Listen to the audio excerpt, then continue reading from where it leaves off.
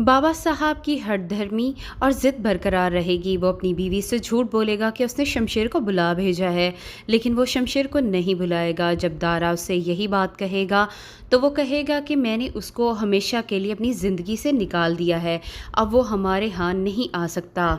लेकिन बाबा साहब अपनी बीवी के आगे झूठ बोलता रहेगा और उसे सिर्फ तसल्ली देता रहेगा। यही बात वो दारा से भी कहेगा कि आज के बाद तुमने अपनी माँ के सामने शमशेर का नाम नहीं लेना, और बस उसे तसल्ली देते रहो कि शमशेर आ जाएगा।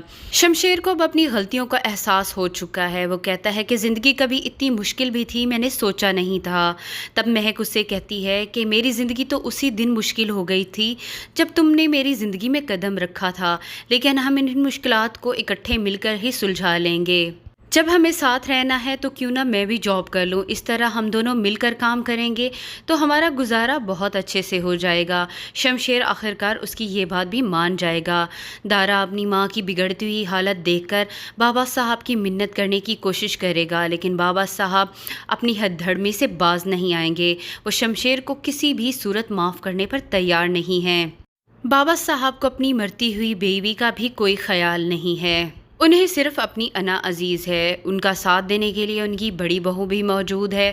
दारा जहां शमशेर की हिमायत करता है, वहीं पर नीलोफर बाबा जी के कान भरती रहती हैं। दारा एक दफ़ा फिर बाबा साहब से कहेगा कि माँ की तबीयत इतनी बिगड़ चुकी है, अब मुझे लगता है कि हमें शमशेर को इतला कर देनी चाहिए। लेकिन तब भी बाबा साहब कहेंगे कि शमशेर हमारे लिए मर चुका है और इस घर के किसी भी फ़र्द के साथ उसका कोई ताल्लुक़ नहीं है, चाहे वो उसकी माँ ही क्यों ना हो। शमशेर को तो अपनी माँ की बिगड़ती हुई हालत का अंदाज़ा ही नहीं। वो महक को छोड़ने ऑफिस के करीब आता है, तब महक के दिल में भी उसकी मोहब्बत थोड़ी सी जाग जाती है। वो उसे नेक तमन्नाओं के साथ रुखसत करती है।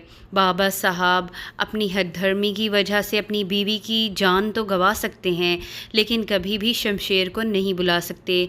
नाजरीन, आपको क्या लगता है, बीवी के मरने पर भी वो शमशेर को इतला देंगे या नहीं देंगे? अपनी राय से हमें ज़रूर आगाह